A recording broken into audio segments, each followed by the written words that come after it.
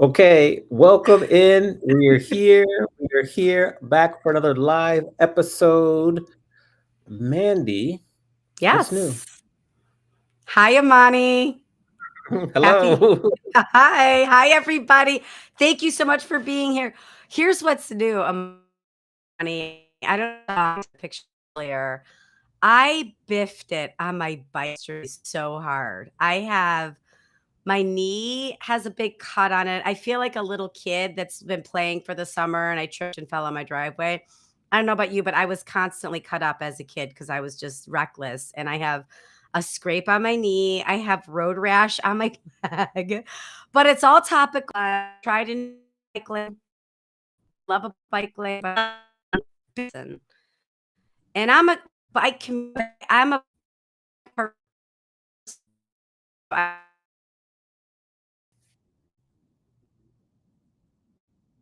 The road conditions of the bike lanes are on a huge sewer grate, like a deep sewer grate in front of.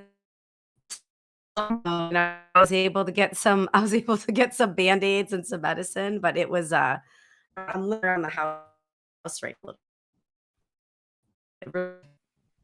Okay. What about you, Amani? What's All going on right. So with looking, you? well, listen, I'm looking at our broadcast. We're having some bandwidth issues within the hotel. So if you're watching, just hopefully it'll stabilize in a little bit.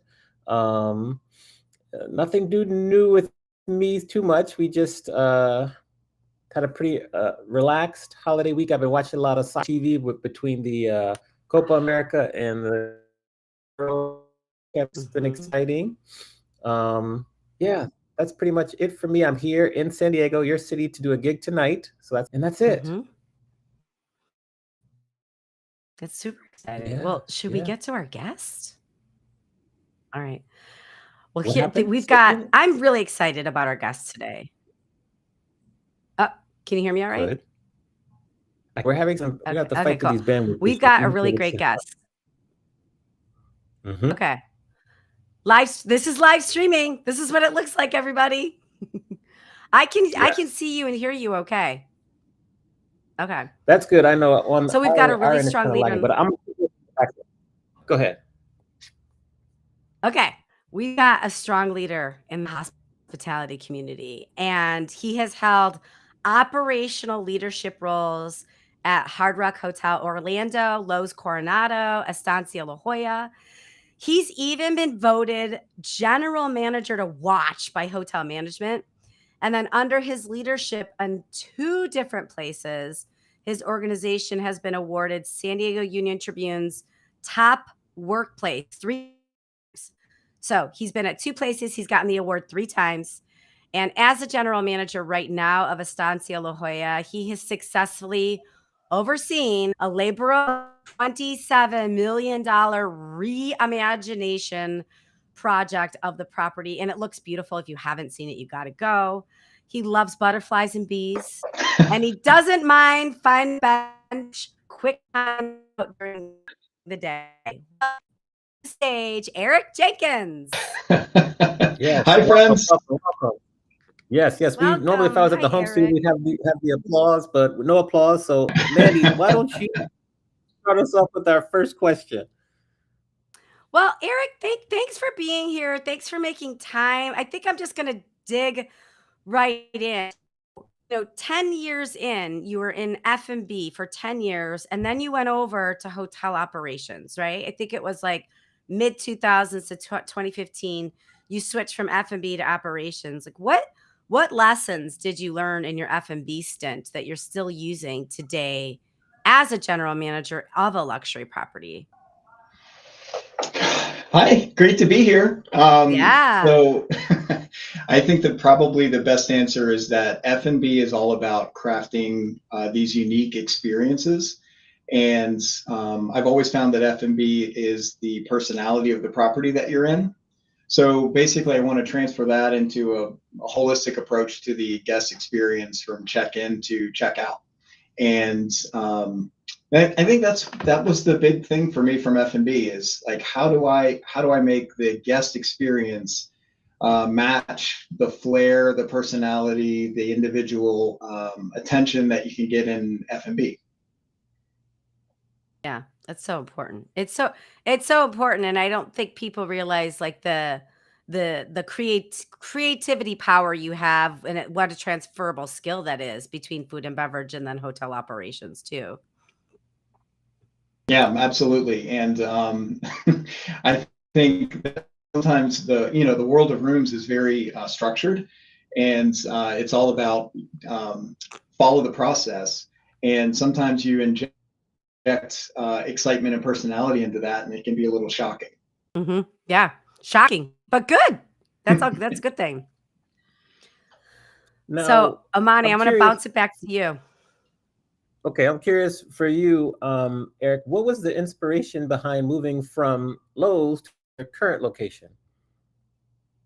It was called the COVID pandemic. I don't know if you ever heard of it. Yes, yes. We're learning about it Might have heard today. of it a We're learning couple about it times. today. Yeah.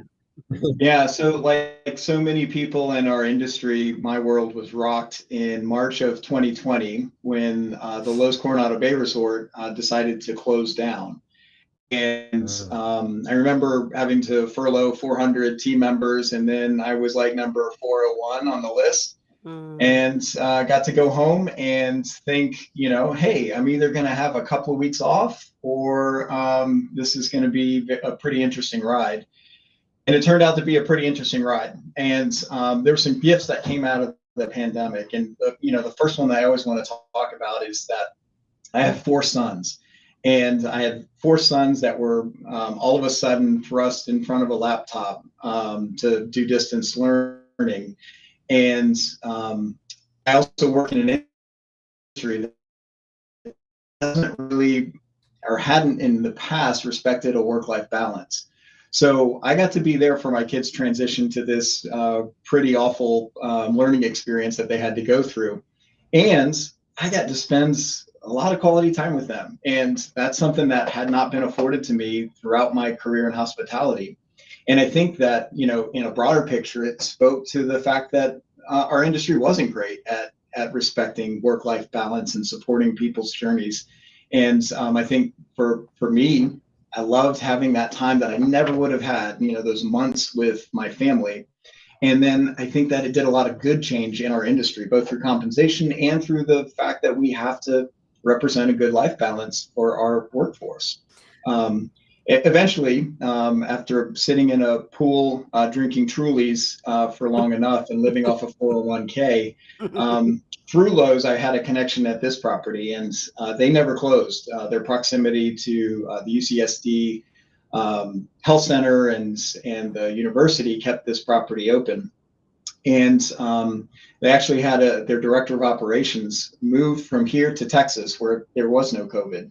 And so I actually got the opportunity to join a team that had not really shut down, and joined the Estancia crew in late September of 2020, and took that culture shock on pretty rapidly. It was for everyone that wasn't at home, it was no better being at the hotel. This hotel had 44 team members working at it.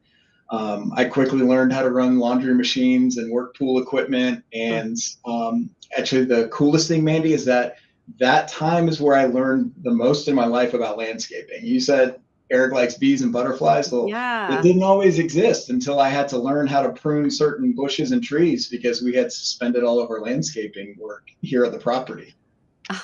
What was that moment? Because I joke about you liking bees and butterflies, but if you follow Eric on Instagram or even on LinkedIn, he talks about the beautiful bee situation they have in the garden there, and then the butterfly. He's showing like the opening up of the caterpillars and everything. So, do you want to share a little bit about the bees and the butterflies so we can clue everybody in on that? Because I love that. I learned a lot by following you about bees and butterflies. Oh, thanks. I'm the Yeah. bee guy. Okay. It all started from a planned attempt to activate spaces here statically so that people could enjoy them and they didn't have to have somebody setting it up. They didn't have to have somebody interacting because we were still kind of in this, everybody's got a mask on. Do I really want to be with people? And so the first thing born out of that was the wishing tree here on property, which I know you love that too, where guests can hang wishes for themselves or their futures on. And it's a really cool Instagram shot and puts a lot of good juju into the world. But another thing that we tried to do was activate our landscaping. It's a big part of who we are here at Estancia. So people have always loved walking around our 10-acre property and seeing the over 200 different varietals of plants and fauna here. And so one thing that we did was clear out a bunch of underbrush, and we installed a chef's garden, a bee colony, we call it the apiary, through a partner called Alveole. They do urban beekeeping. And then we found a nonprofit called the Pollinator Protector Fund, and they helped us install a butterfly garden here on property. So now you have 100,000 hardworking bees producing honey for our property that's used through culinary experiences and mixology experiences. And we make candles and lip balm and soap out of the wax that's harvested from those colonies. And then the butterfly experience is pretty cool. From spring to summer, we're a stop on the multi-generational migratory path of the Western monarch. So you get to see monarch caterpillars in their natural habitat. All of the flowers are California native, so they're made to work with the soil here. And right now it's perfect because now they've all hatched, right? So there's butterflies flitting about the property, which our wedding guests really love. They think that it's like super magical to see the monarchs floating through their ceremonies. That is magical. That is super magic. I mean, every time I see a butterfly, I don't know. Do you like butterflies? Every time I see a butterfly, I feel like somebody's wishes are coming true or something. I think it's really special. It's true. I can back that up. Oh, A wish is coming true. Yeah. So before we continue, I gotta say what's up to Alexa Forche Salcido, who's tuning in. Kai Hope is tuning in. Megan Newman and Nicole Quessenberry. Hope I said that right.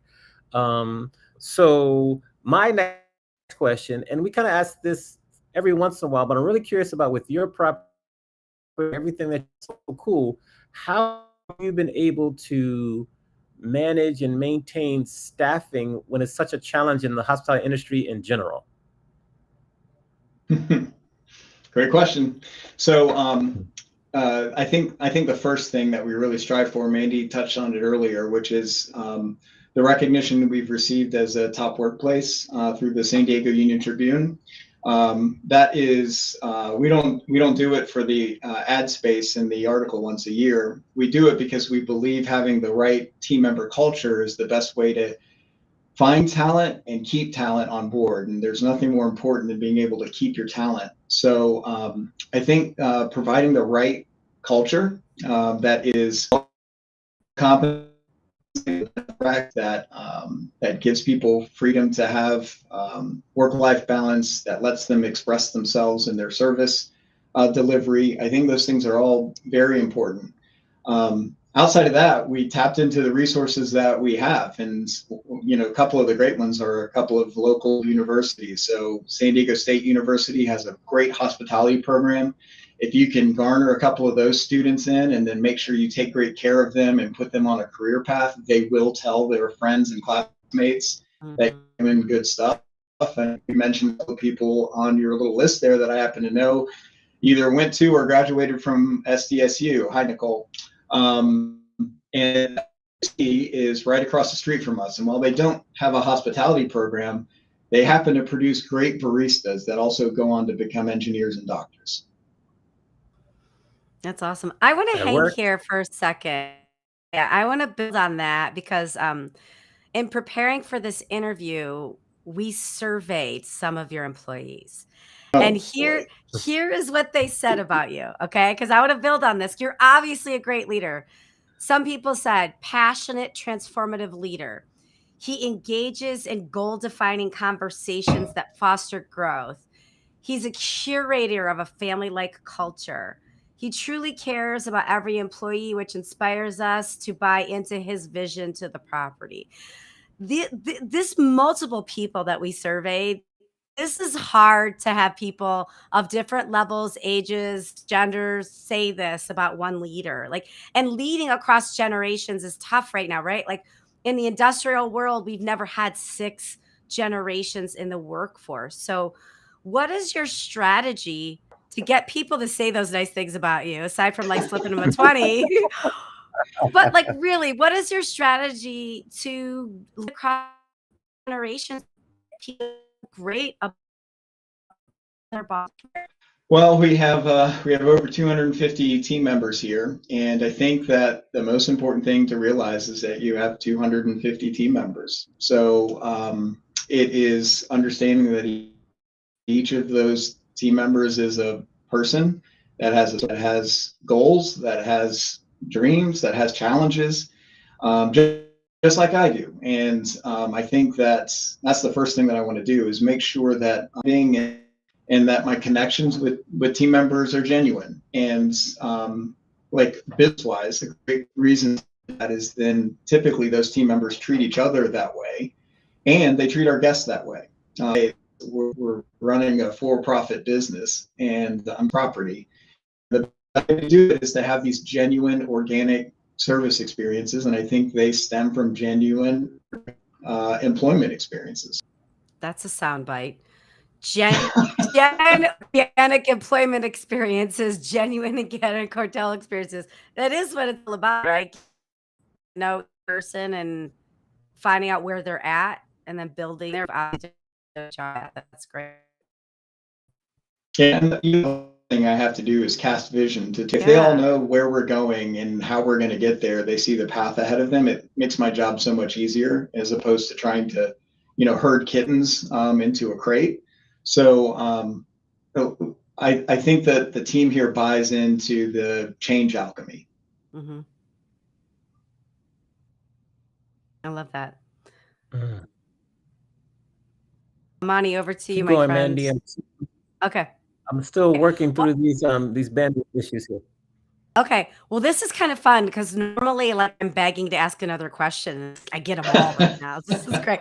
So I want to even more right now because, like, you're a great mentor, you're a great leader. But I'm curious for people, do you think the responsibility is of people like you and I, the people that have been in the industry 20 years or more? What do you think our responsibility is of building the bench of our hospitality industry? Well, I think the best moment for me, like this happened to me today. I had somebody reach out to me on LinkedIn and say, "Hey, look, I saw you had posted a position. I've got a killer candidate. I want you to meet them." And I said, "Look, I'd be happy to meet them. I'd love to tell them about the property, but I want you to know that I've already got somebody pegged for this position in an internal promotion.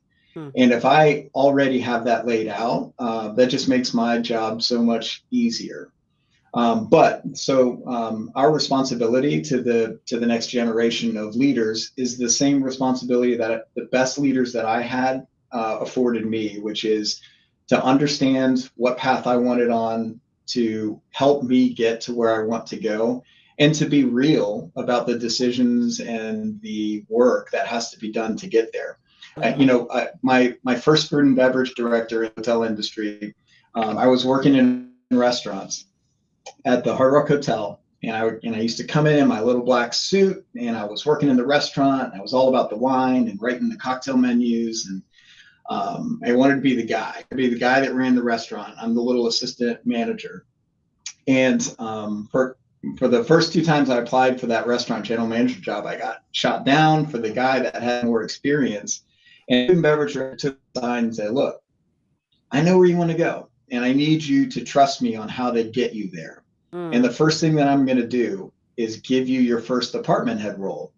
And I'm like, "Oh my God, did the restaurant GM get fired so quickly?" And she said, oh no, you're not going to be at the restaurant. You're going out to the pool bar. And I was so offended that I had to change in my suit for a bathing suit and go sling nachos and chicken fingers. It was just, I'm like, her name's Diane Pettit. I hope she's listening. Diane, like, I don't want to go work at the pool. I want to be your restaurant guy and teach people how to taste wine and do salesmanship. And she's like, I want you to be a leader, not a sommelier. So I went out to that pool, and that was one of the defining moments of my career. I went somewhere I didn't want to go because someone had my best interest at heart, and I've had a lot of promotions since then. And I've always said that I'm going to return the favor and pay that forward for anyone who's hungry for it. And I think I got a lot of people on this team that I've helped along in their career, which gives me great joy. I've also have a few people that took jobs that they didn't think was in their path, but I knew what I needed to do to get them where they needed or wanted to be. So I think that can come from a dishwasher all the way to the director of food and beverage. If you want to grow in this industry, there's no better industry to grow in, because the requirements are that you care. You care about people and you care about work, and that's about it. And you can make your way all the way to top just based on that. And the more people I can help get to where their dream is or where their goal is, the more successful a career I'm going to put together. Because honestly, nobody remembers the EBITDA from this hotel from 3 years ago, but they sure as heck remember all the people that have been promoted in the last 3 years. That's so true. That's so true. Are you also, when you're outside the hotel at different restaurants or bars or hotels, are you also spotting talent and saying, "Hey, you might be good at sales," or "Hey, you might be good at valet," and helping, even if they, and obviously you want to recruit and retain at your hotel, you also, looking outside, the different things and just helping make suggestions when you see it as well? Mandy, I know a lot of people actually do that, and they carry their cards around and they're always looking for talent. Mhm. When I'm out and about in a restaurant or a hotel, will immediately identify and appreciate a good service experience. But I do not remember the last time I asked somebody if they were looking for a job. And I don't know, maybe I should do that more often. But I think most connected talent that we bring into the hotel is somebody that knows someone that has worked with me or does work with me. And Mm. that's how we get our feelers out into the community. Now I'm going to go out and eat tonight with some. Yeah, okay. Well, it's funny because I was just at a hotel a couple weeks ago, and the bartender was so good, and he was his senior year of college, and I was like, "Have you applied for the California Hotel Lodging Association Foundation Scholarship?" And he hadn't heard about it, and then he was saying how he wanted to be in sales, and I emailed the director of sales that, like, right in front of him. I'm like, "This guy at the bar wants to just follow you for a day. Can he?" So I have this disease where I'm like, if I see talent, I don't know if that's a scarcity thing. Like, I'm so worried that we won't have enough people in our industry to, like, so you and I can retire, right? That I'm always like trying to find people and, like, place them somewhere. And I just was curious if that's a part of your disease as well, or if you're like, "No, Mandy, I can go to dinner without thinking about work. Like, I'm a normal person," and you're not, which is also fine. It's also I think the fine. thing that I do at dinner that my wife hates is I'm looking at like the brand of like we're using and Oh, what the yes. uniforms are and what the lighting is like, and like what's the flow of the menu. So she'll complain about that quite a bit. Like, why do you keep turning your plates over? Like we're gonna eat on the plate. Like, we're Yeah. not flipping the plate over, Eric. That's funny. That's funny. maybe maybe to continue that kind of line of questioning, when you're looking at different trends in the industry that you're really keeping a close eye on, what are maybe the top two that you really are watching closely? And I guess we'll say kind of outside of AI, because everyone talks about AI, but in addition to AI, what else are you kind of watching or keeping an eye on? I mean, I guess the first one is that everything is becoming very experiential, and people want to they want to have the ability to experience the locale of the hotel that they're staying in. So trying to find ways to draw in local vendors and showcase the city that you're a part of, and then to have experiences where they can venture out into the city and that we can help facilitate those experiences. I think that's the first one that we are constantly looking at. And I know you said to stay away from AI, but I will say tech in general is Mhm. something that we're constantly looking at ways to make our guests' lives better, to increase efficiencies, to make our team members' lives better. I think that like some of the coolest conventions that you go to are the ones that showcase tech platforms. because some of them are flash in the pan and seem a little ridiculous, but some of them can really provide great value to make inflation not hit your bottom line as much. I think tech is a great way to do that. But the experience side is a lot more fun. Yeah. What about when you think about tech and your whole career within kind of hospitality? I always love asking this question because I grew up in hotels also. So I'm curious for you, what's been the technological witness that's had the biggest impact on the industry? Oh man, that's a good question. Hmm. I think probably for us, we have a platform. I think I'm plugging somebody here right now, but it's called Alice, and in it has like all of the old hot sauce stuff where you can manage guest defects and guest feedback. But it also has a text platform where we can communicate with our guests individually or en masse to deliver communications or to follow up or do personal touches. I think a lot of people, I think like a huge difference between now and 15 years ago is nobody likes to talk on the phone as much as they used to. Everybody is in the Yeah. text culture right now. Mhm. So I like that was a hugely impactful platform to have. And it really helps the front office to not have to answer phone calls all the time and to be Mhm. able to execute service just through tech platform. So I'm sure there's 100 other things like I could have said Teams or Zoom, which has in my life quite a bit lately. But I just love having a platform that is all encompassing and helps me manage the guest experience. Like I love the fact that our P&Ls are all automated and digitized now instead of having to print out these Excel spreadsheets and then figure out how everything's connected. That's great for me as a businessman, but nothing comes more first besides our guest and team member experience. And I think that platform was huge in delivering a plus in that. I am curious, how are you using AI in your business? I mean, for other, I know how we use it in sales, but from an operational standpoint, are you using it?